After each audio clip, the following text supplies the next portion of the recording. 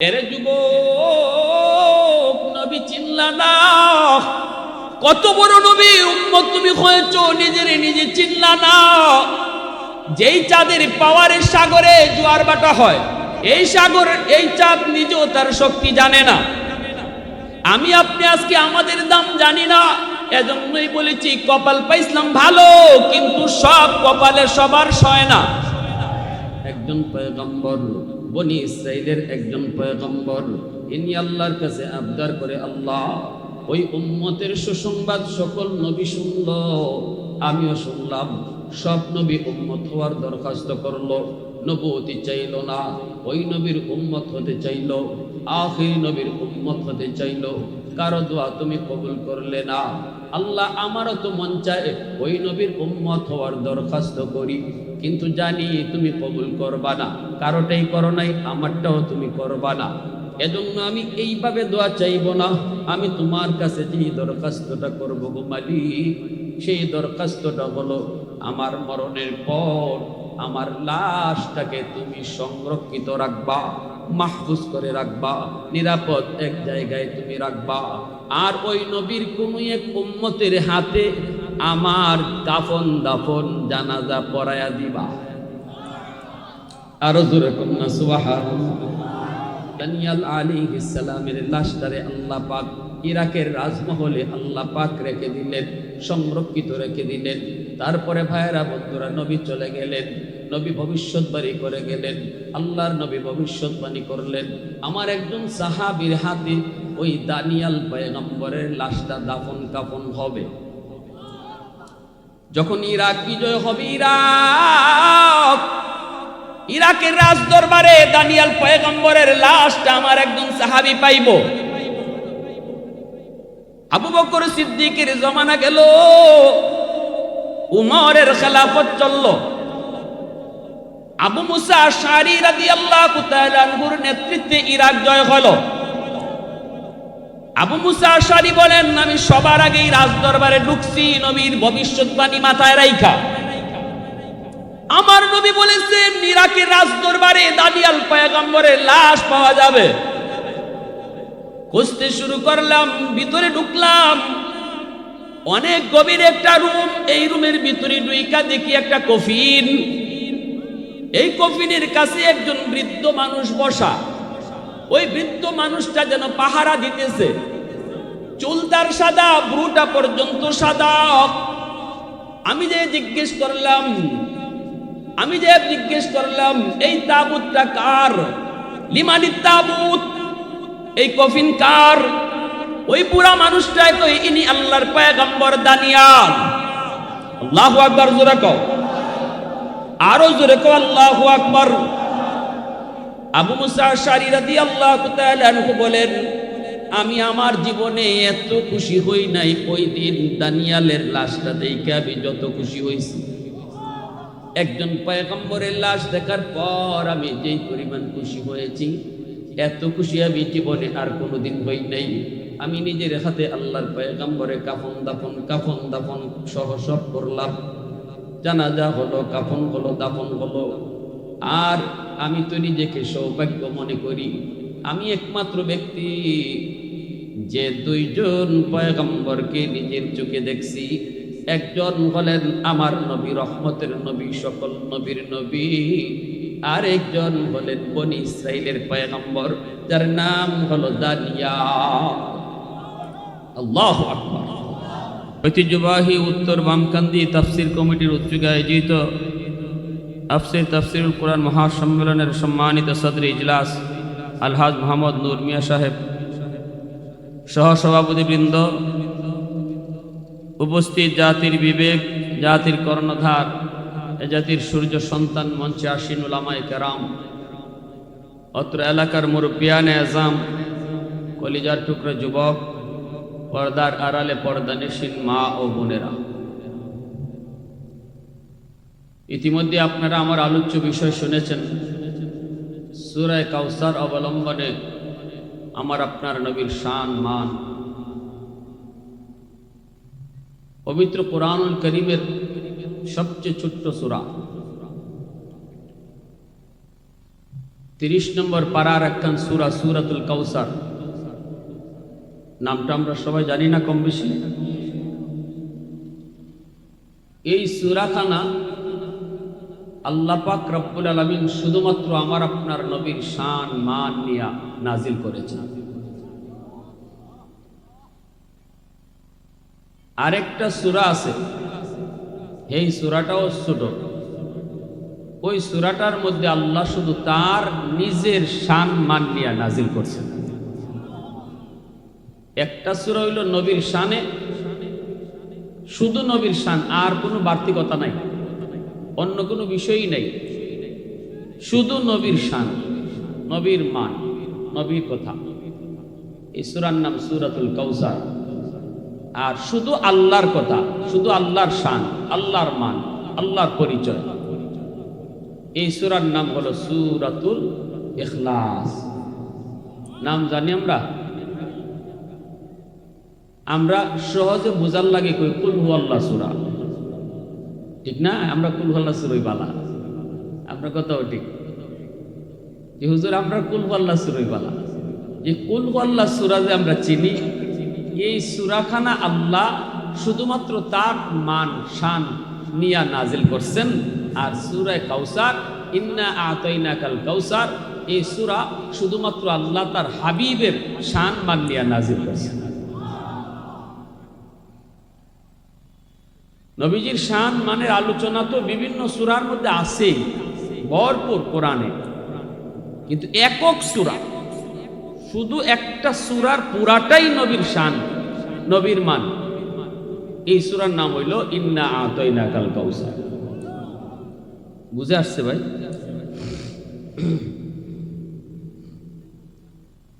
ভাগ্য আমাদের অনেক ভালো, কপাল আমাদের অনেক বড়। কপালটা লইয়াইছিলাম, কিন্তু দুর্ভাগ্য সবার কপালে সব সয় না, ঠিক কিনা? কপাল ভালো হইলে কি হইব? কপালে সব সয় না। এত বড় নবী, আবার এত বড় উম্মত আমরা। নবীও সকল নবীদের শ্রেষ্ঠ নবী, আর আমরাও উম্মত হিসাবে সকল উম্মতের মাঝে শ্রেষ্ঠ উম্মত। খুশির বিষয় না এটা? নবীজি বলেন, আনা আফজালুল আম্বিয়া ওয়া উম্মতি আফজালুল উমাম। আমি নবী হলাম সকল নবীদের মধ্যে শ্রেষ্ঠ নবী। দুনিয়ায় আইসেন আমার আপনার নবী সবার পরে, কিন্তু মর্যাদা দিছেন আল্লাহ সবার উপরে। আইসেন আগে না পরে? মর্যাদা পরে সবার নিচে না উপরে? আমরাও উম্মত হিসাবে আইছি সবার পরে, কিন্তু মর্যাদা দিছেন আল্লাহ সব উম্মতের উপরে। মুসা নবী জিজ্ঞাসিলেন, আল্লাহ এই যে এত বড় মর্যাদা আমরা পাইছি, এটা কি আমরার গুণে পাইছি না নবীর গুণে? যেরকম নবীর গুণে, নবীর গুণে। এই নবীর উম্মত হওয়ার কারণে আমরা সব নবীর উম্মতের শ্রেষ্ঠ উম্মত হয়ে গেছি, শুধু এই নবীর উম্মত হওয়ার কারণে। কি যার দাম? মুসা নবী তুর পাহাড়ে আল্লাহর সাথে কথা বলেন। এই বাবাই, এই তোমরা বসো। মুসা নবী তুর পাহাড়ে আল্লাহর সাথে কথা বলেন। মুসা নবীর উপাধি হলো কালিমুল্লাহ। 4000 বার যিনি জমিনে বসে আল্লাহর সাথে কথা কইছেন, ওই নবীর নাম কি? মুসা নবী। তুর পাহাড়ে আল্লাহর সাথে কথা বলতেন। একদিন মুসা নবী আল্লাহরে জিজ্ঞেস করে, আল্লাহ তুকাল্লিমু মাই হাল তুকাল্লিমু আহাদান গায়রি? আল্লাহ আমার সাথে তুমি যেভাবে কথা কও, ইবাই কি আর কেউ সাথে কথা কইবা? এটা একটু জানার আগ্রহ আছে না, যে আমার সাথে যেভাবে মাতো, এবার আর কেউ সাথে মাতবাই না। আল্লাহ পাক রব্বুল আলামিন কই মুসা তুমি কই আছো আর আমি কই আছি পৌঁছাই। মুসা নবীকে আল্লাহ আমি তো তুর পাহাড়ের নিচে, তুমি তো উফরে উইবাই। আল্লাহ পাক কয় এতটুকুই না, আমার মাঝে আর তোমার মাঝে একটা পর্দা আছে, বাইনি ওয়া বাইনাকা হিজাব। ও মুসা তোমার মাঝে আর আমার মাঝে একটা পর্দা আছে, আমি পর্দার এই প্রান্তে, তুমি পর্দার ওই প্রান্তে। কথা বলি ঠিক, কিন্তু মাঝখানে কি আছে? হ্যাঁ, এই পর্দা তোমার আমার মাঝখানে পর্দারে মুসা। কিন্তু শুনো, সায়াতি উম্মাতুন, ভবিষ্যতে এমন একটি উম্মত জমিনে আসবে যে উম্মতদের সাথে আমি আল্লাহ কথা বলবো। লাইসা বাইনি ওয়া বাইনাহুম হিজাব, শুধু তোমার মতো তাদের সাথে কথা নয়, বরং তাদের মাঝে আর আমার মাঝখানে কোনো পর্দা থাকবে না।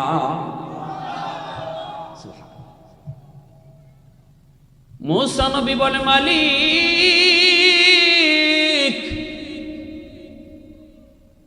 ওই উম্মত কারা?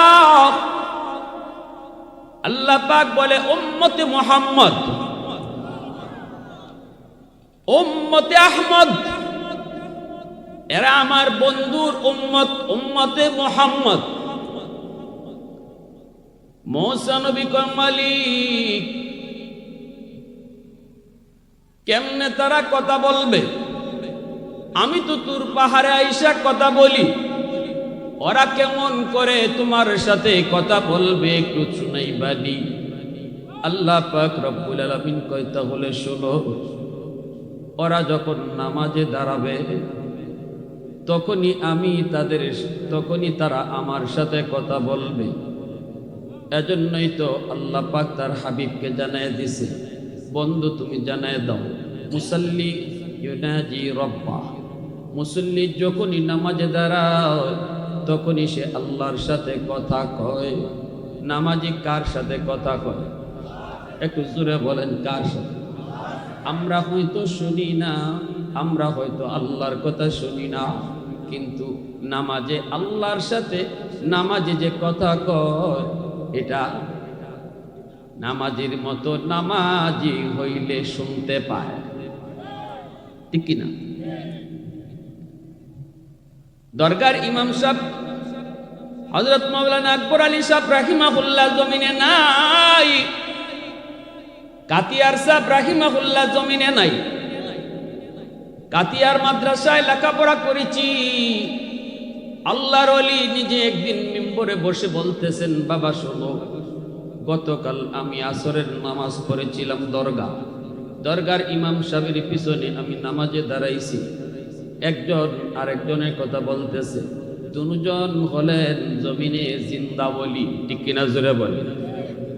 দরগার ইমাম সাহেব ছিলেন মুস্তাজাবুদ দাওয়া, হাত উঠাইয়া তিনি যা দোয়া করতেন আল্লাহ দোয়া কবুল করে নিত।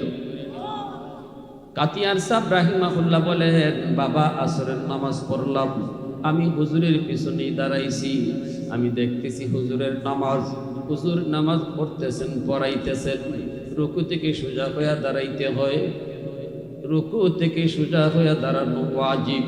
এই মাসলা তো আমরা সবাই কম বেশি জানি, রুকু থেকে সোজা হইয়া দাঁড়াইতে হয়, না দাঁড়াইলে ওয়াজিব তরকের কবিরা গুনাহ হয়। কাতিয়ার সাহেব রাহিমাহুল্লাহ বলেন, আমি নজর করে দেখি দরগার ইমাম সাহেব রুকু থেকে সোজা হইয়া দাঁড়ান না, বরং পিঠটা বাঁকা রাইকেই তিনি সেজদায় চলে যান। আমি তো অবাক হয়েছি, এত বড় মাসালা, এই মাসালা তো উনার ভুল হওয়ার কথা, ঠিক না? নামাজ শেষ হওয়ার পর কেউ তো কামরায় ঢুকার সাহস পায় না, কিন্তু কাতিয়ার সাহেব তো যায় ঢুকছেন। সালাম দিয়া বসলেন আর বলেন, হযরত একটা প্রশ্ন করার জন্য আপনার কাছে আসলাম। কি প্রশ্ন বলেন? কয় হযরত রুকু থেকে সোজা হয়ে দাঁড়ানো ওয়াজিব, এটা আপনি জানেন তো? অবশ্যই বলে হ। কিন্তু প্রশ্ন হলো, এটা খালি মুসল্লির লাগি না ইমাম সাহেবের লাগিও? উনি কয় না, এটা তো ইমাম সাহেবের জন্য, মাসালা তো সবার জন্যই সমান। কাতিয়ার সাহেব কয়, তাহলে আপনি কেন সোজা হয়ে দাঁড়ান না? আপনি কেন বাঁকা থাকতেই সেজদায় চলে গেলেন? আমি তো আপনার পিছনেই দাঁড়ানো ছিলাম। দরগার ইমাম সাহেব তখন শোনা মাত্রই কয়, ইন্না লিল্লাহ ইন্না লিল্লাহ। কোন কি আপনি? আমি এত বড় ভুল করেছি বলে? হ্যাঁ, এত বড় ভুল আপনি প্রতি রাকাতে রাকাতে করছেন, প্রতি রাকাতে রাকাতে আপনি করছেন।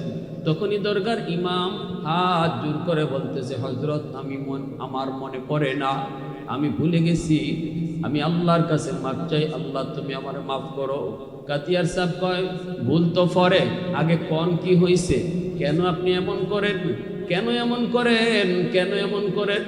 দরগার ইমাম সাহেব তখন লাফ দিয়ে উঠে গেলেন, শরীরের মধ্যে ঝাঁকুনি শুরু হয়ে গেল, আর বলতেছেন, হযরত আমি যখন মাথাটা উঠাই রুকু থেকে, সামি আল্লাহু লিমান হামিদা রাব্বানা লাকাল হামদ, এই বলার পর যখন আমি সেজদায় যাব, সেজদার জায়গায় তাকায় দেখি আমার আল্লাহর কুদরতি পা দেখা যায়। আমার চোখে আল্লাহর কুদরতি পা, ওই পা দেখা মাত্রই আমি বেহুশ হয়ে যাই। কতক্ষণ দাঁড়াইছি, কোন জায়গায় আছি আমার হুঁশ থাকে না, পাগলের মতো আল্লাহর কদমে সেজদায় পড়ে যাই। সুবহানাল্লাহ জোরে কোন, আরো জোরে কোন সুবহানাল্লাহ। প্রশংসা করব কার? সেজদা দিব কারে? গোলামি করব কারে? কার কদমে মাথা ঝুঁকাইব? ওয়াহদত কে হিফাজত নেহি বেকুওতে বাজু, वहदत की हिफाजत नहीं बेकुवत बाजू, आती नहीं कुछ कमी है अक्ल खुदा दाद, आती नहीं कुछ कमी है अक्ल खुदा दाद। ऐ मर्द खुदा तुझको कुव्वत नहीं हासिल, जा बैठ किसी गार में अल्लाह को कर याद, जा बैठ किसी गार में अल्लाह को कर याद। ये सच है कि बातिल की तरफदार नहीं है, गद्दार न समझो गम गद्दार नहीं है, गद्दार न समझो गम गद्दार नहीं है। फूलों की तरह नरम मिजाज अपना है नाज़ुर, हम तेरे नहीं नेज़ा व तलवार नहीं, हम तेरे नहीं नेज़ा व तलवार नहीं। मुसलमाনের আওয়াজে বলেন আল্লাহু আকবার। আর একটু জোরে আল্লাহু আকবার। এজন্য বলেছিলাম যুবক, মুসা নবী কয়, মালিক কোন সে উম্মত? কয় উম্মতে আহমদ, উম্মতে মুহাম্মদ। কেমনে কথা কইব? কয় নামাজে দাঁড়াইলেই আমার সাথে কথা কইব, আর এমন ভাবে কথা কই আমি নামাজের সাথে, আমার আর নামাজের মাঝখানে কোনো পর্দা থাকে না। আল্লাহু আকবার জোরে কোন। এ মুসা, তোমার আমার মাঝখানে পর্দা, কিন্তু আমার বন্ধুর উম্মত যখন নামাজে দাঁড়ায় তার মাঝে আমার মাঝে পর্দা থাকে না। এজন্য নামাজে দাঁড়াই আল্লাহর কাছে নামাজি যা চায় আল্লাহ তা কবুল করে নেয়। বিশেষ করে সেজদায় গেলে পরে আল্লাহর সবচেয়ে বেশি কাছে চলে যায়। সেজদায় গিয়ে আল্লাহর কাছে যা চায় তাই পায়। এ যুবক, মুসা নবী কয়, মালিক বুঝলাম নামাজি তোমার সাথে কথা কয়, কিন্তু তুমি কেমনে কইবা? তুমি কেমনে কথা কইবা? আল্লাহ কয়, যখন এরা কোরআন তেলাওয়াত করব তখন আমি কোরআন তেলাওয়াতকারীর সাথে আমি কথা কই। আল্লাহু আকবার। নামাজি নামাজে দাঁড়াইয়া আল্লাহর সাথে কথা কয়, আর যে কোরআন তেলাওয়াত করে তার সাথে আল্লাহ নিজে কথা কয়।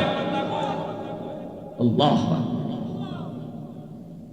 কিন্তু বড় কষ্ট, বড় দুঃখ, যেই মালিকের কাছ থেকে তোমার সব কিছু পাইতে হয়, নিতে হয়, চাইতে হয়, ওই মালিকের কাছে চাওয়ার জায়গা হলো নামাজ। এই নামাজের ভিতরে যুবক তোমার মন নাই। দুনিয়ার সফলতা চাও, ব্যবসায় সফলতা চাও, চাকরি বাকরিতে প্রমোশন চাও, শান্তির জিন্দেগি চাও, ইজ্জতওয়ালা জিন্দেগি চাও। বলুন তো শান্তি দেওয়ার মালিক কে? ধন দৌলত দেওয়ার মালিক কে? ইজ্জত সম্মান দেওয়ার মালিক কে? নাকি দয়াল বাবা, কিবলা বাবা, খাজা বাবা, জটা শাহ, ল্যাংটা শাহ?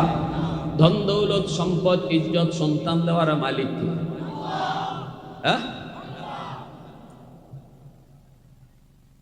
আমার ভাইরা বন্ধুরা, আজকে নামাজে তুমি তোমার মনোযোগ নাই, কোরআন তেলাওয়াত তোমার আমার ঘরে নাই। যে কোরআন তেলাওয়াত করলে আল্লাহ কয় আমি কথা কই, তুমি না। কোরআন পড়ো মানে আমি কথা কই। মুসা নবী কয় মালিক নবুয়তি চাই না, বনি ইসরাইলের এত বড় নবী আমি চাই না, আমারে ওই নবীর উম্মত তুমি বানায় দাও। আল্লাহ পাক কয় হবে না মুসা, এরা আরো পরে আসবে, তুমি আগে আইছো। সুবহানাল্লাহ জোরে ওই তো না, তুমি আগে আইছো, এরা আরো পরে আইব। সব নবীরা এরকম আবদার করেছে, আল্লাহ কারো আবদার কবুল করে নাই। কিন্তু একজন পয়গম্বর, যার নাম হলো দানিয়াল আলাইহিস সালাম, আল বিদায়া ওয়ান নিহায়া কিতাবের ভিতরে লিখেন, দানিয়াল আলাইহিস সালাম একজন পয়গম্বর, বনি ইসরাইলের একজন পয়গম্বর। ইনি আল্লাহর কাছে আবদার করে, আল্লাহ ওই উম্মতের সুসংবাদ সকল নবী শুনল, আমিও শুনলাম। সব নবী উম্মত হওয়ার দরখাস্ত করলো, নবুয়তি চাইল না, ওই নবীর উম্মত হতে চাইল, আখির নবীর উম্মত হতে চাইল। কারো দোয়া তুমি কবুল করলে না। আল্লাহ আমারও তো মন চায় ওই নবীর উম্মত হওয়ার দরখাস্ত করি, কিন্তু জানি তুমি কবুল করবা না। কারোটাই করো নাই, আমারটাও তুমি করবা না। এজন্য আমি এইভাবে দোয়া চাইব না, আমি তোমার কাছে যে দরখাস্তটা করবো গো মালিক, সেই দরখাস্তটা হলো আমার মরণের পর আমার লাশটাকে তুমি সংরক্ষিত রাখবা, মাহফুজ করে রাখবা, নিরাপদ এক জায়গায় তুমি রাখবা। আর ওই নবীর কোন এক উম্মতের হাতে আমার কাফন দাফন জানাজা পড়ায়া দিবা। আরো জোরে কন্যা সুবহানাল্লাহ। এরে যুবক, নবী চিনলা না, কত বড় নবী উম্মত তুমি হয়েছো, নিজের নিজে চিনলা না। যেই চাঁদের পাওয়ারের সাগরে জোয়ার বাটা হয়, এই সাগর, এই চাঁদ নিজেও তার শক্তি জানে না। আমি আপনি আজকে আমাদের দাম জানি না, এজন্যই বলেছি কপাল পাইছিলাম ভালো, কিন্তু সব কপালে সবার সয় না। আজকে আমার নবীর আদর্শ তোমার মাঝে নাই, আদর্শ ফলো করো। আমেরিকা, লন্ডন, ইউরোপের আদর্শ তুমি ফলো করো। পোশাক তুমি কিনতে চাও, তুমি ওদের দিকে ফলো করো। চুলের কাটিং বানাইতে চাও, ওদের দিকে ফলো করে চুলের কাটিং করো। দাড়ির মোশন বানাইতে চাও, ওদের দিকে তাকায়া মোশন বানাও। অথচ শোনো তোমার নবীর সম্মানের কথা। তোমার নবী কত বড় ছিল, কত শানওয়ালা ছিল, যেই নবীর উম্মত হওয়ার জন্য নবীরা পর্যন্ত আল্লাহর কাছে আবদার করত। ভাইরা বন্ধুরা, দানিয়াল আলাইহিস সালামের লাশটারে আল্লাহ পাক ইরাকের রাজমহলে আল্লাহ পাক রেখে দিলেন, সংরক্ষিত রেখে দিলেন। তারপরে ভাইরা বন্ধুরা, নবী চলে গেলেন, নবী ভবিষ্যৎবাণী করে গেলেন। আল্লাহর নবী ভবিষ্যৎবাণী করলেন, আমার একজন সাহাবীর হাতে ওই দানিয়াল পয়গম্বরের লাশটা দাফন কাফন হবে। যখন ইরাক বিজয় হবে, ইরাকের রাজ দরবারে দানিয়াল পয়গম্বরের লাশটা আমার একজন সাহাবী পাইব। আবু বকর সিদ্দিকের জমানা গেল, উমরের খেলাফত চলল, আবু মুসা আশআরী রাদিয়াল্লাহু তাআলা আনহুর নেতৃত্বে ইরাক জয় হলো। আবু মুসা আশআরী বলেন, আমি সবার আগেই রাজ দরবারে ঢুকছি নবীর ভবিষ্যৎবাণী মাথায় রাইখা। আমার নবী বলেছেন ইরাকের রাজ দরবারে দানিয়াল পয়গম্বরের লাশ পাওয়া যাবে। খুঁজতে শুরু করলাম, ভিতরে ঢুকলাম, অনেক গভীর একটা রুম। এই রুমের ভিতরে ঢুইকা দেখি একটা কফিন। এই কফিনের কাছে একজন বৃদ্ধ মানুষ বসা। ওই বৃদ্ধ মানুষটা যেন পাহারা দিতেছে। চুল তার সাদা, ভ্রুটা পর্যন্ত সাদা। আমি যে জিজ্ঞেস করলাম এই তাবুতটা কার? লিমানি তাবুত, এই কফিন কার? ওই বুড়া মানুষটাই কই, ইনি আল্লাহর পয়গম্বর দানিয়াল। আল্লাহু আকবার, জোরে কও, আরো জোরে কও, আল্লাহু আকবার। আবু মুসা আশআরী রাদিয়াল্লাহু তাআলা আনহু বলেন, আমি আমার জীবনে এত খুশি হই নাই ওই দিন দানিয়ালের লাশটা দেখে আমি যত খুশি হইছি। একজন পয়গম্বরের লাশ দেখার পর আমি যেই পরিমাণ খুশি হয়েছি, এত খুশি আমি জীবনে আর কোনোদিন হই নাই। আমি নিজের হাতে আল্লাহর পয়গম্বরের কাফন দাফন সহ সব করলাম। জানাজা হলো, কাফন হলো, দাফন হলো। আর আমি তো নিজেকে সৌভাগ্য মনে করি, আমি একমাত্র ব্যক্তি যে দুইজন পয়গম্বরকে নিজের চোখে দেখছি। একজন হলেন আমার নবী, রহমতের নবী, সকল নবীর নবী। আর একজন হলেন বনি ইসরাইলের পয়গম্বর, যার নাম হলো দানিয়াল। আল্লাহু আকবার। উলফত মে তেরি ওয়াইসি নে দন্দান কুতুরা, उल्फत में तेरी वैसी ने दंदान कुतूरा, बू बकर उमर नक्श कदम तेरा न चूरा, बू बकर उमर नक्श कदम तेरा न चूरा, आयुष्याक नबी वाके असरार मदीना, सुल्तान का सुल्तान है सुल्तान मदीना, सरकार का सरकार है सरकार मदीना, गुलजार का गुलजार है गुलजार मदीना। अल्लाह ने मक्का ही में काबा बनाया, इस काबा का काबा तेरी मरकद को बनाया। अल्लाह ने मक्का ही में काबा बनाया, इस काबा का काबा तेरी मरकद को बनाया। ऐसा लम्हा जी चले जा राह मदीना, सुल्तान का सुल्तान है सुल्तान मदीना, सरकार का सरकार है सरकार मदीना, गुलजार का गुलजार है गुलजार मदीना। आवाज दिया কোন আল্লাহু আকবার। ভাইরা বন্ধুরা জন্য বলতেছিলাম, আল্লাহ পাক বলে, ইন্না আ'তাইনাকাল কাউসার, নিশ্চয়ই বন্ধু আমি তোমাকে কাউসার দান করলাম। ফাসাল্লি লিরাব্বিকা ওয়ানহার, রবের নামে নামাজ পড়ো, কুরবানি করো। ইন্না শানিআকা হুয়াল আবতার, ও বন্ধু না না, তুমি আবতার নও, তুমি নির্বংশ নও। যারা তোমার দুশমন এরাই হলো নির্বংশ। আল্লাহু আকবার। কি ছিল এই সূরা নাজিলের প্রেক্ষাপট? আমার নবী, রহমতের নবী, মায়ার নবীর ছেলে সন্তান পরপর যখন সবাই মারা গেলেন, তখন সর্বশেষ ইব্রাহিমও যখন ইন্তেকাল করেন, তখনই মক্কার আবু জাহল, উতবা, সাইবা, বিশেষ করে আস ইবনে ওয়াইল, এরা আমার নবীকে নিয়ে সমালোচনা করত। বলতো, রাখ রাখ, মুহাম্মদের কথা রাখ, মুহাম্মদের তো কোনো ছেলে নাই, মুহাম্মদের বংশ ধরে রাখবে কেডায়? মুহাম্মদ তো নির্বংশ। নাউজুবিল্লাহ, জোরে কর। আল্লাহ পাক রব্বুল আলামিন আমার আপনার নবীর ছেলে সন্তান কেন একে একে সব নিয়ে গেলেন? কারণটা কি? এর যুবক ভালো করে শোনো, এ যুবক ভালো করে শোনো। সন্তান থাকলে পরে বাবার বিপদে আপদে পাশে থাকে, ঠিক না? বাবা অনেকটা আশা করে আমার সন্তান আছে, আইব, লাঠিটা ধরবো। বাপ যদি দেখে সন্তান পাশে আছে, বাবা একটু উঁচা আওয়াজে কথা কয়। আল্লাহ পাক রব্বুল আলামিন বুঝাইতে চাই, বন্ধু তোমার জীবনে যত বিপদ আসবে রে, উহুদ আসবে, বদর আসবে, যত বিপদ, সব বিপদে কেউ পাশে না থাকলেও আমি আল্লাহ তোমার সাথে সব সময় থাকব। না কেউ রাখবে না, কেউ লাগবে না।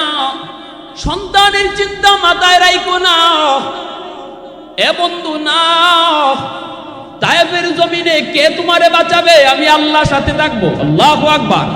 উহুদের জমিনে আমি আল্লাহ তোমার সাথে থাকবো। ভাইয়েরা বন্ধুরা, আল্লাহ পাক রব্বুল আলামিন নবীর পরে ছেলে নবী হয়। আমার নবী রহমতের নবী, শেষ নবী। নবীর পরে আর কোন নবী আসবে?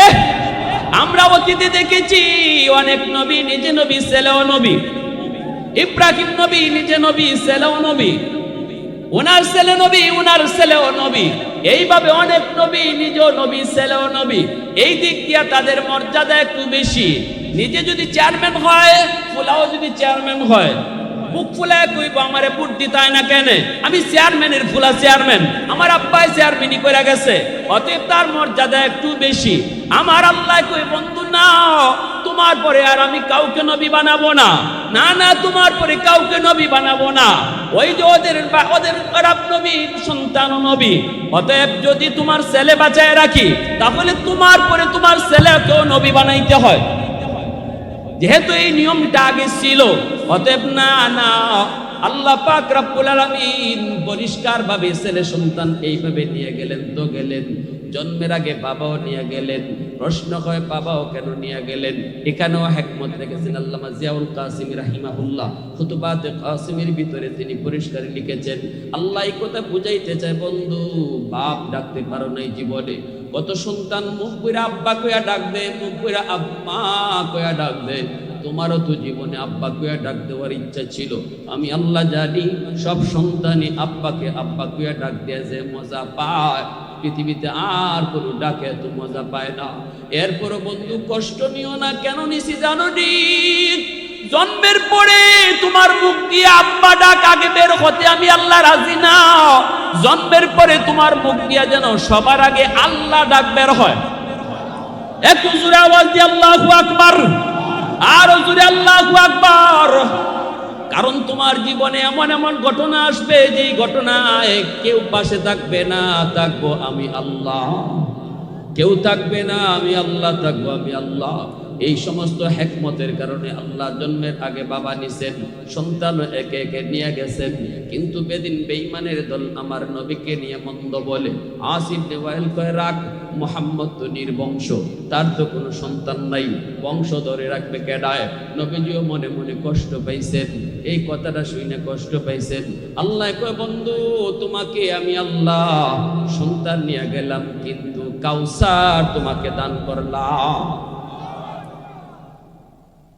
অনেকগুলি অর্থ, এত অর্থ বলা যাবে না। এর ভিতরে উল্লেখযোগ্য একটা বলি। আল্লাহ পাক কয় বন্ধু একদল জামাতে সাহাবা আমি তোমারে দিছি, সন্তান নিছি, জামাতে সাহাবা তোমারে দিছি। আল্লাহু আকবার। সন্তান বাবার জন্য যত দূর করবে, তোমার সাহাবীরা তার চেয়েও তোমার জন্য বেশি করবে, ঠিক না? নবীর জন্য সাহাবায়ে কেরাম জীবন দিতে বিন্দু পরিমাণ দ্বিধা করতেন না। নিজের জীবন যায় যাক, কিন্তু আমার নবীর গায়ে টুকা লাগবে এটা বরদাস্ত করেন নাই, ঠিক কিনা রে ভাই? আরো জোরে কোন ঠিক কিনা? হযরত খুবাইব রাদিয়াল্লাহু তাআলা আনহুকে যখন মক্কার শুলিতে চড়াই দেওয়া হবে, আবু সুফিয়ান বারবার কইছিল, খুবাইব একবার শুধু মুহাম্মদকে তোর জায়গায় এরকম শুলিতে চড়াইছি। আরে মুহাম্মদ তো এখানে না, মুহাম্মদ তো মুহাম্মদের জায়গায়, তুই শুধু একবার আমাগরে কইবে, আমরা শুধু শুনবো। তোর জায়গায় মুহাম্মদকে আমরা শুলিতে চড়াইছি, এতটুকু শুধু মুখ দিয়ে কইবি, তোরে আমরা মুক্ত করে দিব। হযরত খুবাইব রাদিয়াল্লাহু তাআলা আনহু তিনি বলেন, মেরে বেঈমানের দল, কি কইলি তোরা, কি কইলি? আমি খুবাইবের জান থাকতে আমার নবীর গায়ে একটা কাঁটা লাগবে। আল্লাহু আকবার। আমি খুবাইবের জান থাকতে আমার নবীর গায়ে একটা কাঁটা লাগবে, আমি বরদাস্ত করব না। জীবন যাবে যাক, তবু নবীর গায়ে কাঁটা লাগতে দিব না। আল্লাহু আকবার জোরে কর। মা রাআইতু আহাদান ইউহিব্বু আহাদান কা হুব্বি আসহাবি মুহাম্মাদিন মুহাম্মাদা। আবু সুফিয়ান বাধ্য হয়ে বলেছিল, কাফের হইয়া, এরে লিডারে মক্কার মানুষ শুনো, আমি লিডারি করেছি সারা জীবন। মুহাম্মদের সাথীরা মুহাম্মদকে যে পরিমাণ ভালোবাসে, আমি আবু সুফিয়ান আমার জীবনে কোন মানুষকে এত ভালোবাসে আমার নজরে পড়ে না। আল্লাহু আকবার, এত নজরে পড়ে না। এজন্য আল্লাহ বলেছে, বন্ধু সন্তান নিয়ে গেছি, এরা তোমারে নির্বংশ কয়, কষ্ট পাইছো, কোনো কষ্ট নিও না। সন্তান নিশ্চিত কি হয়েছে, সন্তান দ্বারা বাবা যা উপকার পায়, বাপ যা পাইতো এর চেয়ে বেশি পায় একদল জামাত সাহাবা তোমাকে দান করছে। জোরে কন্যা সুবহানাল্লাহ, আরো জোরে সুবহানাল্লাহ।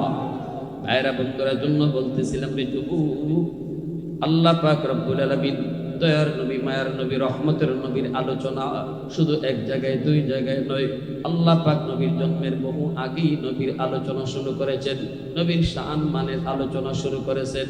নবীর জন্মের বহু আগ থেকেই আলোচনা শুরু। আমার নবীর জন্মের 1000 বছর আগের ঘটনা একটা শোনাই শুনো। নবীর জন্মের 1000 বছর আগে ইয়ামেনের একজন বাদশাহ ছিল, যার নাম হলো তুবাই আউয়াল হিময়ারি।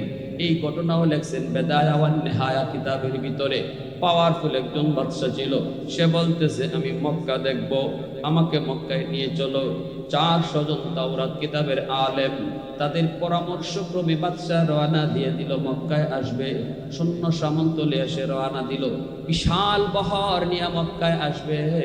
রাস্তাঘাটে পথে ঘাটে তারা সুসংবাদ দেয়, সুস্বাগতম জানায় সবাই। পাওয়ারফুল একজন বাদশাহ। কিন্তু মক্কার কাছাকাছি আসার পর মক্কার কোনো মানুষ তারে সম্মান জানাইতে মক্কা থেকে বের হলো না। আমরা যদি দেখি কোনো মেহমান আসতেছে, দামি মেহমান হলে তার সম্মানে আমরা একটু আগায় যাই, ঠিক না? ইয়ামেনের বাদশাহ তুবাই আউয়াল হিময়ারি কয়, মক্কার মানুষ আমাকে সম্মান দিল না কেন? আমার তো মাইন্ডে লাগলো, আমার তো হেম্পারে লাগছে। 400 জন তাওরাত কিতাবের আলেমে কয়, বাদশাহ মক্কার মানুষের উপরে তুমি রাগ কইরো না, কারণ মক্কার মানুষ সাধারণ কোন মানুষ। এই মক্কায় আল্লাহর ঘর খানায় কাবা, এই মক্কায় আল্লাহর ঘর খানায় কাবা। পৃথিবীতে ঘরের চেয়ে দামি আর কিছু নাই। মক্কার মানুষ আল্লাহর ঘরকে পিছনে দিয়া কারো সম্মানে দেশ থেকে বের হয় না।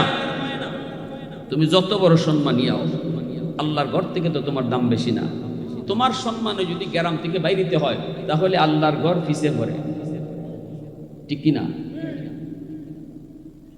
ইয়ামেনের বাদশা তুবাই আউয়াল হিময়ারে কয়, তাহলে এই ঘর আমি ভেঙে লইব। নাউজুবিল্লাহ, জোরে কোন। কই এই ঘর আমি ভেঙে ফেলবো, যেই ঘরে আমার সম্মানে বাধা দিল। আলেমরা কয়, পাগলামি কইরো না, সব জায়গায় আঙ্গুল দেওয়ান যায়? হ্যাঁ? বাদশাহ কয়, এত বুঝ আমার দিও না, এই ঘরে আমি ভেঙে ফেলবো। আলেমদের কথা মানলো না, আলেমদের কথা শুনলো না। আল্লাহর ঘরে যায় হাত দিয়ে দিল, হাত লাগাইতে দেরি, সাথে সাথে আল্লাহর গজব আসতে দেরি হলো না। আমার ঘর তুমি ভেঙে ফেলবা, আমার যতটুকু ক্ষমতা আছে তা দিয়ে আমি প্রতিহত করব। আল্লাহর ঘর তুমি ভাঙবা, আল্লাহর ঘর আল্লাহ যেভাবে পারে রাখবো, ঠিক না? ঘর ভাঙে নিলে আর কিছু থাকে, মালিকের আর কিছু থাকে, এর দুনিয়ার বাচ্চা কি দিত? আমার গরু যদি ভাঙ্গে লাগছে, আমি আর বাচ্চা কি করবো? তুমিও আল্লাহর গরু কি হাত দিয়ে দিবা, আর আল্লাহ সেয়া সেয়া খালি আঙ্গুল ছুটবো? আল্লাহ পাকেরও দরবার ক্ষমতা আসেনি না নাই? মুহূর্তের ভিতরে তপাস দিয়ে পিছনে পড়ে গেল, নাক মুখ পায়খানা রাস্তা, প্রস্রাবের রাস্তা দিয়া ফিনকি দিয়া রক্ত বাইরিতে লাগলো। উলামায়ে কেরাম কয়, কইছিলাম নি, ঠিক না? আলেমদের কথার সময়ে কেউ বুঝে না, পরে বুঝে, ঠিক কিনা? উলামায়ে কেরাম কাউকে খারাপ বুদ্ধি দেয় না। তুমি সরকার হও আর বিরোধী দল হও, আলেম উলামা যখন যারে কয় সবার ভালোর জন্য কয়। কখনো কখনো সরকার এটারে উল্টা মনে করে, পরে ঠিকই বুঝে। পরে মাছে কয়, সাবধান, তুই এই মাছটা খাইস না, তুই নতুন, তুই বুঝোস না। আমি হুজুর, আমি পুরান, আমি কোরআন হাদিস জানি, আমি বুঝি, এটা তোর আধার না, আধার না। আমি দি দেখতেছি এটা আধার, কয় না না তুই দেখতেছ এটা আদার, কিন্তু ভিতরে একটা বড়ি আছে, ঠিক না? এই বড়িটার উপরে একটা সুটকাটি আছে, সুটকাটির উপরে একটা বাঁশ আছে, হ্যাঁ, একটা কুড়া আছে, আর গাঙ্গের ফারও একটা বেটা বই রইছে কুড়া তো লইয়া। তুই আইয়া খালি আদারও মুখ দিবে, সুটকাটিটা লড়ব। এটা তো সব কোরআন হাদিস থেকে কইতাছে। সুটকাটিটা লড়ব, বেটায় ফারো থেকে বুঝবো তুই আইছো, হে হজা কই যাইব। এরপরে তুই খালি মুখ দিবে, সুটকাটি ডুববে দিব। এরপরে ওই বেটায় এসকা একটা টান মারবো, এসকা টান। এসকা টানে বড়িটা তোর গলা ফাতারে ডুববো। এরপরে তোর টান দিয়া ফারো তুলবো, তুলতেই তুই নাচানাচি করবে, তোরে দুই হাত দিয়ে যাইতে ধরবো। বাড়িত লইয়া যাইব, বউ ঠেঙ্গি দা লইয়া বোয়া, দাটাও তেরা বেড়া। তোর শরীর ফিসলা, তোরে ছালি দিয়ে ফিসলামও যাইব। ঠেঙ্গি দা তুললিয়া ঘরের সদস্য যে কয়জন আছে অতটা ফিস করব। এরপরে তোরে লরিত ফালাইয়া বাঁচবো, 32টা দাঁত দিয়ে সাবাইয়া খাইব। হে ইওয়া ধুন্যা কই ওরে বাপ রে বাপ, হুজুরে কইল কি? ঠিক আছে হুজুর, আমি খাইতাম না। আচ্ছা হুজুর, খাইতাম না কইয়া হুজুরে বিদায় দিয়া কয়, দেখি হুজুরে হাসা কইছে না মিশা কইছে। এখন ওই বড়ি যেই আদারের ভিতরে ঢুকাইল, এই আদারের চারদিকে ঘুরে আর কয়, কই আমি দি কোনো বড়ি দেখি না। যে বেটা বড়ি ঢুকাইছে কায়ের মাঝখানে, এটা কি বড়ি দেখবার লাগে দিছে? লুকাই দিছে না? হে কায়ের মাঝখানে আদারের মাঝখানে চারদিকে ঘুরে আর কয়, কই আমি দি কোনো বড়ি দেখি না। মাঝে মাঝে উপরের দিকে চায়, কই আমি দি কোনো সুটকাটিও দেখি না। আবার উপরের দিকে তাকায়, কয় আমি দি কোনো মানুষও দেখি না। বুঝছি হুজুরে আমারে ধোঁকা দিয়া এখান থেকে সরাইয়া পরে নিজে খাইতে চাইছে। কয় না হুজুর, আপনারা খাইতে দিব না। আমরাও কিছু কথা কইলে কয়, বুঝছি হুজুররা আইয়াছি আরো বইতো, কয়নি না? কয় না? কয় বুঝছি হুজুররা আইয়াছি আরো বইতো না, আরো বইবার লাগিয়ে দিতাম না। যা খাওয়ার আমরাই খাই, মরা গরুর আড্ডি হোক আর আড্ডি আমরাই খাই, হুজুর আগো দিতাম না। হুজুরে কয়, আমি তোমার চেয়ারও বইবার লাগে কইছি না, তোমারে বাঁচবার লাগে কইছি, ঠিক কিনা? ধরে কর। ওলামায়ে কেরাম হাদিস পড়ানোর ভিতরে যেই মজা পায়, এই মজা এমপিগিরির ভিতরে নাই, চেয়ারম্যানের ভিতরে নাই, মেম্বারের ভিতরে নাই। আমার নবীর হাদিসের মসনদ হলো দুনিয়ার সবচেয়ে বড় মসনদ। এই যুবক, আওয়াজ দেখো না, পৃথিবীতে এত মজার কোন মসনদে নাই রে যুবক। আমার নবীর হাদিসের মসনদ, পৃথিবীতে এর চেয়ে বড় কোন মসনদ নাই। এই মসনদ তৈয়া হুজুররা তোমাকে মসনদ আইতো চায় না, এই মরাগুর আড্ডি তোমরাই খাও, কিন্তু যা কয় এটা তোমারে বাঁচবার লাগে কয়। কয় হুজুর তোমারে বইবার লাগে দিতাম না, তোমারে খাইতে দিব না, আমি খাইব। কইও এসে আদারটা মুখে দিয়ে দিছে, টুকা দেওয়া মাত্রই সুটকাটি লড়ছে নি। আসলে বাবা বড়ি বাবরা মানুষ নাই নি, আদার টুকা দিতে ওই সুটকাটি লড়ছে নি। যে বেটা বই রয়েছে হ্যাঁ টের পাইছে নি। আচ্ছা অদ্ভুত মতো তো ঠিক আছে। মুকল লইয়া যেই মাত্র টান দিছে, সুটকাটি ডুবছে নি, এস কাটান কইছে নি, ফারো উঠছে নি। এখন মাসে নাচে আর কয়, হায় হায় আমি যা বুঝছিলাম ভুল বুঝছি গো, আমার হুজুরে যা কইছিল ঠিক কইছিল। নাচে আর কয়, আমারে আরেকবার সুযোগ দাও, আর জীবনে খাইতাম না। আমি তো বুঝতে পারি নাই। সাথে সাথে উলামায়ে কেরাম তার মাটি থেকে তুইলা কয় আল্লাহর ঘরে আবার হাত দাও তওবার নিয়তে। তওবার নিয়তে আল্লাহর ঘরে হাত দেওয়া মাত্রই আল্লাহ পাক তার তওবা কবুল করে নিছে, রক্ত পড়া বন্ধ হয়ে গেছে। এইবার তুব্বায়ে আউয়াল হিময়ারি কয় আমি এই ঘর আল্লাহর ঘরখানায় কাবায় যেই ভুল করেছি, যেই বেয়াদবি তার সাথে করেছি, এর প্রায়শ্চিত্ত করতে চাই, কিছু খেদমত করতে চাই। কেমনে তুমি খেদমত করবা? ওই আল্লাহর ঘরখানায় কাবার গিলাফ আমি লাগাই দিব। সর্বপ্রথম ইয়ামেনের বাদশাহ নবীর জন্মের 1000 বছর আগে ওই তুব্বায়ে আউয়াল হিময়ারি আল্লাহর ঘরখানায় কাবার সর্বপ্রথম গিলাফ লাগাইল। এরপরে কই আমি মদিনা দেখবো। আল্লাহু আকবার জোরে কোন। তখনও তো মদিনা হয় নাই, মদিনা মানুষ তো হয় নাই, মদিনা তো বহু পরে হবে। আমার নবীর তো এখনো জন্ম হয় নাই, নবীর তো জন্ম হইতে আরো 1000 বছর বাকি। তবুও কই তাওরাত কিতাবের ভিতরে যেই জায়গায় আখেরি নবী হিজরত কইরা যাবেন ওই জায়গা হবে মদিনাতুন নবী। আমি ওই জায়গাটা দেখতে চাই। 400 জন আলেম কয় তাহলে চলো সফর শুরু করো, কিতাবের পাতা উল্টাও, দেখো কোন জায়গার সাথে মদিনার মিল হয়। হাঁটা শুরু করে দিল, রাস্তা পেয়ে গেল। কোন রাস্তা? কয় আমার নবীর হিজরতের রাস্তা পেয়ে গেছে, কারণ আমার নবী রহমতের নবী।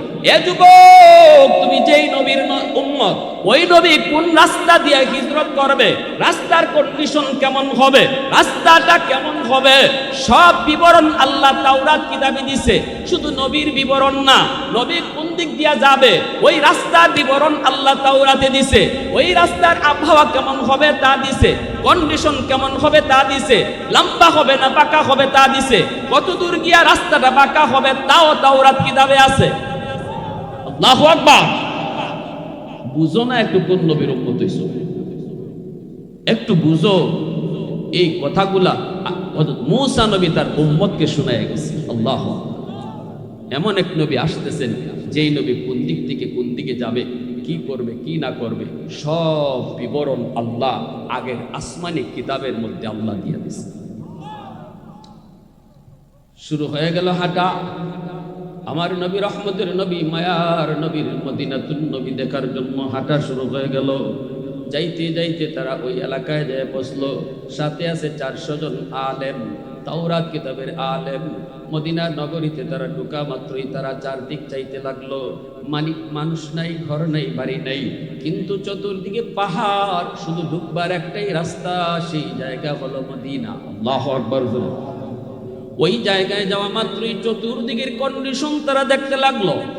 দেখতেছে আর পাহাড়ের কন্ডিশন, কিতাবের পাতা উল্টায় আর মিলায়, কিতাবের পাতা উল্টায় মিলায়, একে একে তারা সিদ্ধান্ত নেয় আবহাওয়াটা কেমন একটু দেখো। সাথে সাথে সিদ্ধান্ত নিল, আবহাওয়াও 100 মিলে গেছে, কন্ডিশনও 100 মিলে গেছে। সব কিছু মিলায় তারা সিদ্ধান্ত দিয়ে দেয় বাদশা ঝাপনা, এই জায়গায় হবে মদিনাতুন নবী, এটাই হবে নবীর শহর। এই শহরেই নবী হিজরত করে মক্কা থেকে আসবেন এবং এই মদিনাতেই তিনি চিরনিদ্রায় রওজায়ে আতহারে শুয়ে থাকবে।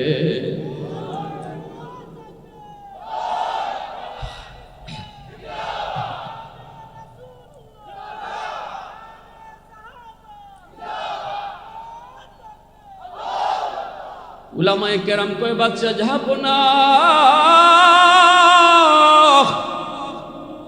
আমার নবীর রওজা যেই শহরে হবে ওই শহর আমরা পেয়ে গেছি। আমরা উলামায়ে কেরাম সিদ্ধান্ত নিছি এই শহর ছেড়ে আমরা যাবো না, আর আমরা ইয়ামেনে যাবো না, এই শহরেই থেকে যাব। আমাদের জন্য ছোট ছোট 400 ঘর আপনি বানায় দিয়ে যান। আমাদের মন বলে যেই নবীর উসিলায় আল্লাহ কায়নাত বানাইল গো, যেই নবী এই মদিনায় শুয়ে থাকবেন, এই মদিনাতে আমাদেরও যেন কবর হয়। আমাদের কবরের পাশ দিয়া রহমতের নবী হাঁটবে, নবীর পায়ের ধুলাবালিগুলি আমাদের কবরে পড়বে। ধন্য আমরা, ধন্য আমাদের বাড়িটা এখানেই বানায় দিয়া যান। বাদশাহ 400 জন আলেমকে ঘর বানায় দিল। বাদশাহ মনের মাধুরী দিয়ে একটা ঘর বানাইতেছে, অনেক সুন্দর করে একটা ঘর বানাইতেছে। উলামায়ে কেরাম জিজ্ঞেস করে, বাদশাহ এই ঘরটা কার জন্য? বাদশার চোখ দিয়া পানি জড়ে কই, আমি তো থাকতে পারলাম না, তোমরা তো থেকে গেলা। আমারও তো মন চায় আমার রহমতের নবীর রওজার পাশে আমারও কবর হোক।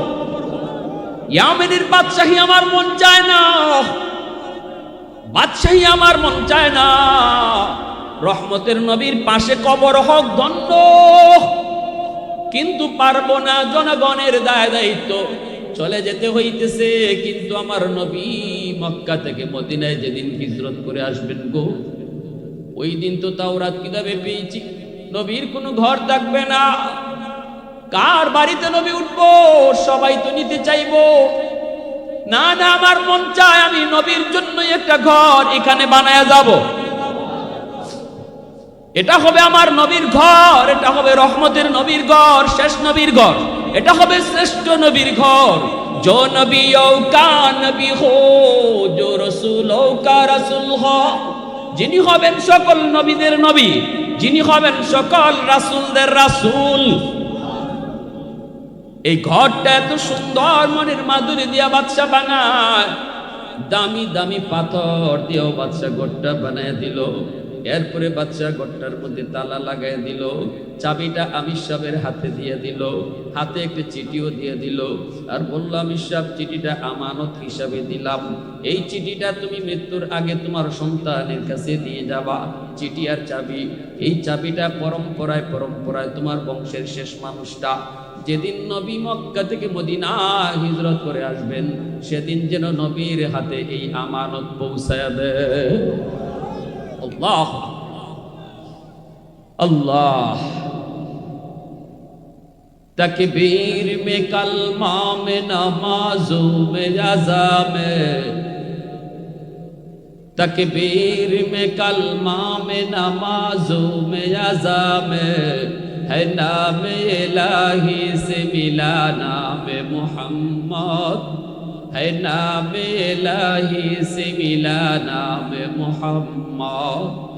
महबूब ने कहा सल्ले अला नाम मोहम्मद, आका की जिया दिल की जिला नाम मोहम्मद, आका की जिया दिल की जिला नाम मोहम्मद।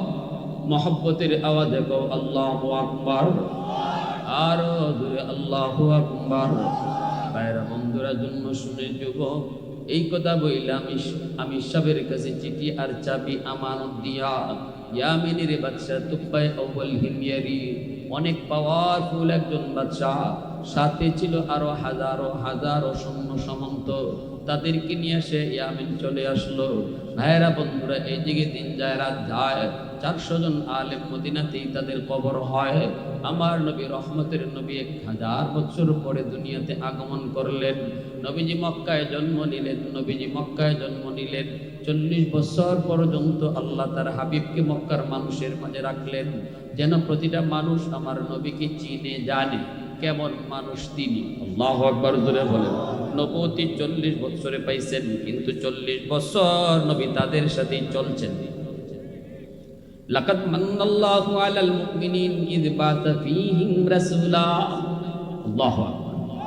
লাকাদ মান্নাল্লাহু আলাল মুমিনিন ইয বা'সা ফীহিম রাসূলা। আল্লাহ কয়, ও দুনিয়ার মানুষ শোনো, আমি তোমাদের কাছে যত নিয়ামত দিয়েছি, সমস্ত নিয়ামতের মধ্যে সবচেয়ে বড় নিয়ামত হলো আমি তোমাদের মাঝে, তোমাদের থেকেই আমার বন্ধুকে পাঠাইছি। আল্লাহু আকবার। তোমাদের মাঝেই আমার বন্ধুকে পাঠাইছি, তোমাদের মধ্য থেকেই পাঠাইছি। ফেরেশতা হিসেবে নবী বানাইছি না, ফেরেশতারে নবী বানিয়ে পাঠাইছি না, তোমাদের মধ্য থেকেই একজন মানুষকে নবী বানাইছি। কেন বানাইছি? কারণ তোমাদের জীবনের যত যা কিছু আছে, তার জীবনও তত তা কিছু আছে। তোমাদের জীবনে বিয়া শাদী আছে, নবীও তোমাদের মতোই বিয়া শাদী করবে। তোমাদের জীবনে ব্যবসা বাণিজ্য আছে, নবীও তোমাদের সামনেই ব্যবসা বাণিজ্য করবে। অতএব সব কিছু আমি তোমাদের মতো সেও করবে, এজন্য তোমাদের মাঝে পাঠাইছি, তোমাদের থেকে যেন তোমরাও ব্যবসা বাণিজ্য তার মতো করো। আল্লাহু আকবার। বিয়া শাদী করতে যাইবা, সেখানেও যেন আমার নবীর নিয়ম পাও। ফেরেশতা যদি পাঠাইতাম বেটা তুই বিয়া করতই না, তুমি বিয়া করার সময় কাটটা ফলো করতা, ঠিক কি না? ফেরেশতা যদি নবী বানাইতাম, ফেরেশতায় তো খায় না, তুমি খাওয়ানোর সময় কার নমুনা অনুসরণ করতা?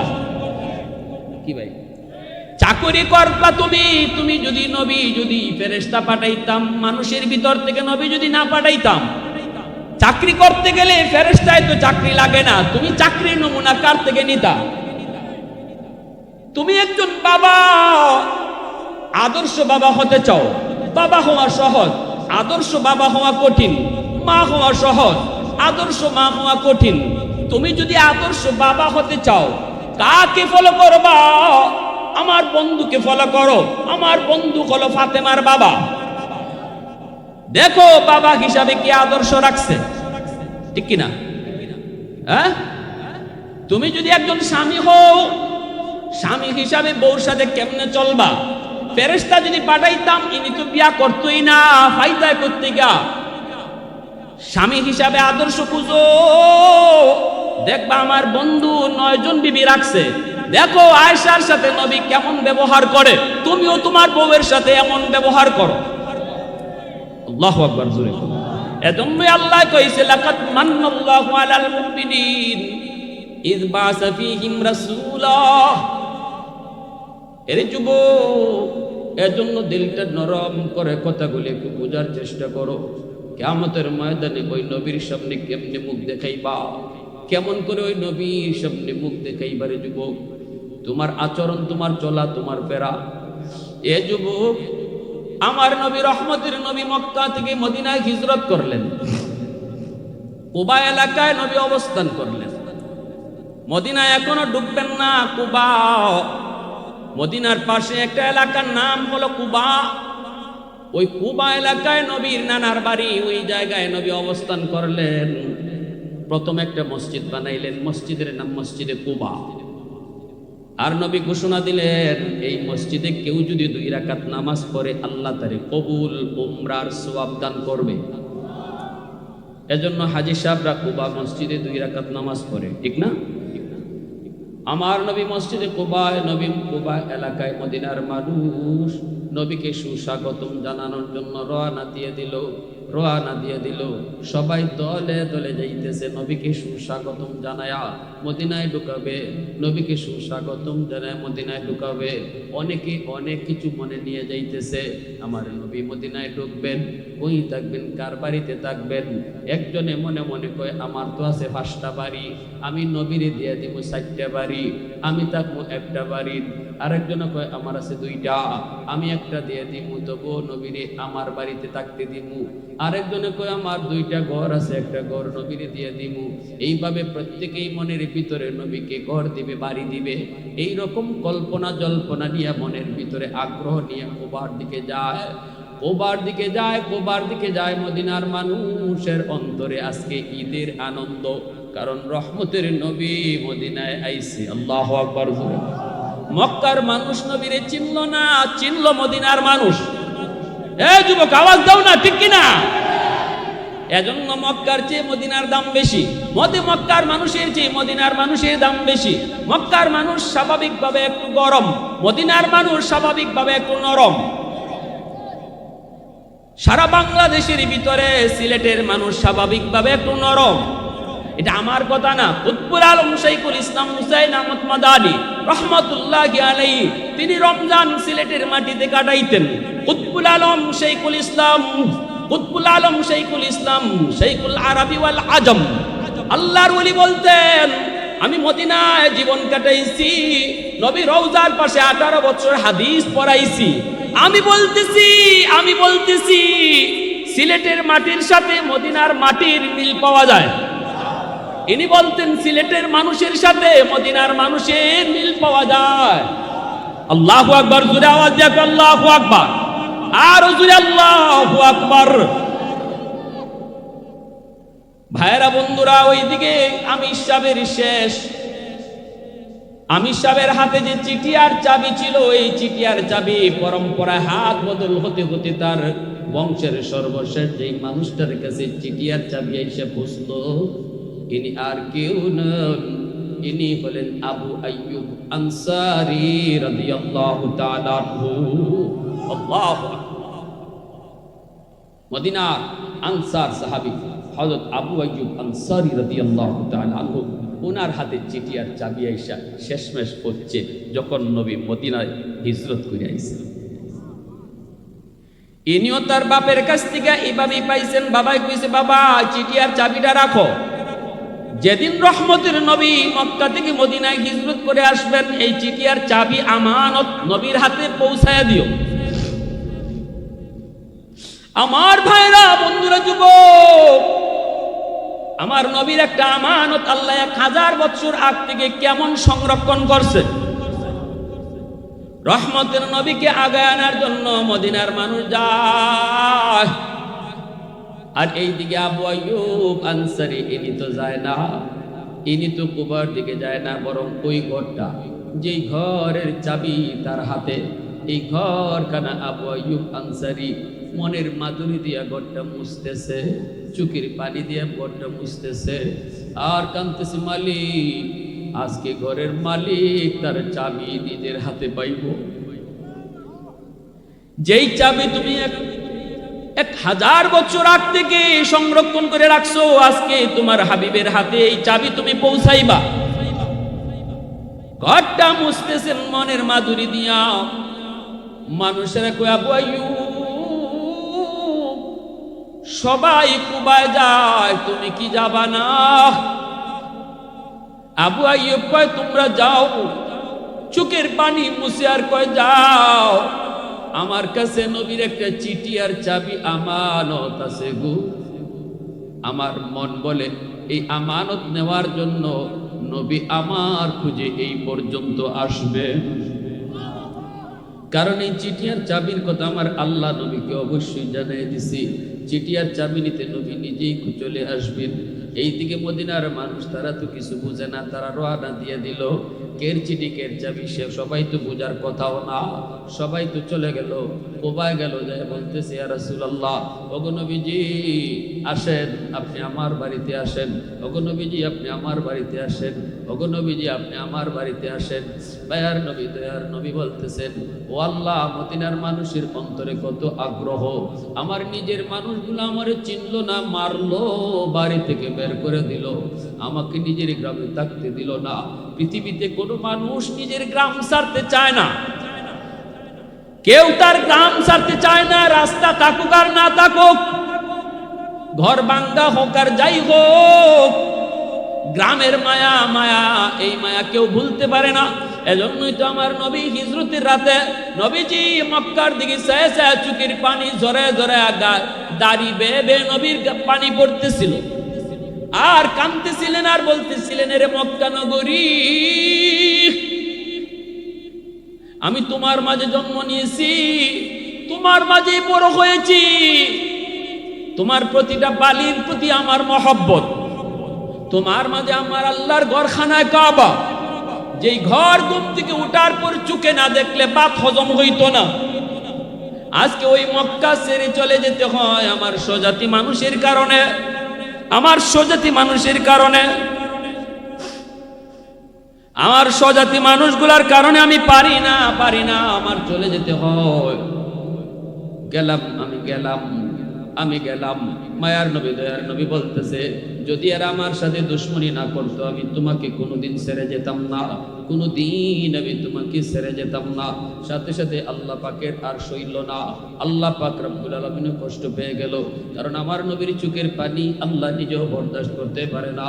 আল্লাহ কয়, বন্ধু কষ্ট নিও না, যাও যাও, আমি আল্লাহ ওয়াদা দিলাম অল্প দিনের ভিতরে আবার তোমারে মক্কায় ফেরত পাঠায় দিব। আল্লাহু আকবার, জোরে বলেন। এজন্যই তোমার নবী, দয়ার নবী, তিনি এইবার বলতেছেন, না, আমাকে তোমরা নিতে হবে না, কারো বাড়িতেও নিয়ে যাওয়া লাগবে না, আমি কই যাইমু, কোথায় গিয়া বসবো, কোন বাড়িতে থাকবো, এটা আমি নিজেও জানি না, তবে আমার উট জানে, উটনি জানে, আর আমার আল্লাহ জানে। উটনির পিঠে উঠে আমি বসবো, আর আল্লাহর ইশারায় উটনি চলবো। উটনি যার বাড়ির সামনে যেয়ে বসবো, যেখানে যেয়ে বসবো, এখানে আমার থাকার জায়গা হইব। ভাইরা বন্ধুরা, নবী উটনির পিঠে বসলেন। উটনি মায়ার নবীকে নিয়ে রওনা দিয়ে দিল। যাইতেছে যাইতেছে মদিনার গলি দিয়ে ঘুরতেছে। পিছনে সাহাবীরাও যায়। সবার মনেই ছিল হয়তো উটনিটা আমার বাড়িতে যেয়ে বসবে। না না, কারো বাড়িতে বসলো না। মদিনার গলি মনে হয় যেন আগে থেকেই চিনে গলিগুলা। এইভাবে যাইতে যাইতে যাইতে যাইতে যাইতে যাইতে সেই আবু আইয়ুব আনসারী, যার হাতে চিঠি আর চাবি, ওই আবু আইয়ুব আনসারীর বাড়ির সামনে যে উটনি মায়ার নবীকে নিয়ে বসে গেল। আল্লাহ নবী নাই বলতেছেন মুস্কি হাসি দিয়া, ও আবু আইয়ুব, কোথায় আমার আমানত? আরো আস্তে কোন সুবহানাল্লাহ, আরো জোরে কোন সুবহানাল্লাহ। নবীজি চিঠি নিলেন, চাবি নিলেন, নিয়া নবীজি খুইলে দেখেন তুব্বাই আউয়াল হিময়ারি, ইয়ামেনের বাদশা লিখছে, নবী গো, ওগো নবীজি, আপনার জন্মের 1000 বছর আগে আমি মদিনা আয়া গেছি। আল্লাহু আকবার। ওগো নবী, জানি আপনি মদিনায় আসবেন, সেদিন আপনার কোনো ঘর থাকবে না, বাড়ি থাকবে না। আমি আপনার জন্য একটা ঘর বানিয়ে দিলাম, ছোট্ট একটা হাদিয়া। গো নবী, আমার এই হাদিয়াটা আপনি কবুল কইরেন। আর নবী গো, আমি আপনার উপরে সর্বপ্রথম ঈমান আনয়নকারী। যদি আমি ইয়ামেনের বাদশা না হতাম, আমার কবরটাও আপনার মদিনায় হতো। আল্লাহু আকবার, সুবহানাল্লাহ। এজন্য বলছিলাম ভাইয়ের আমার, নবীজির সম্মানে আলোচনা কি শুনবেন আপনি? শেষ হইব, রাত শেষ হইব, সারা রাত তো শেষ হইব।